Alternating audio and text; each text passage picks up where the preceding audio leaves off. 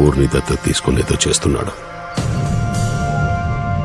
ఊర్లో నువ్వు చూసిన మార్పు వాడు చేసిందే.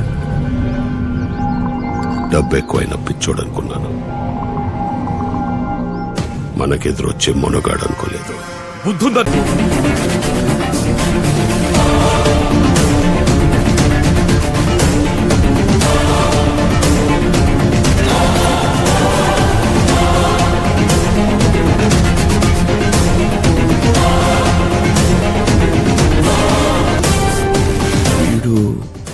వీడే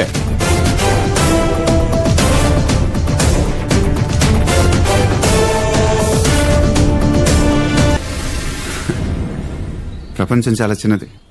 మొత్తం ఒక చోటే చేరాం అనుకున్నావారా? దేవరకోటలో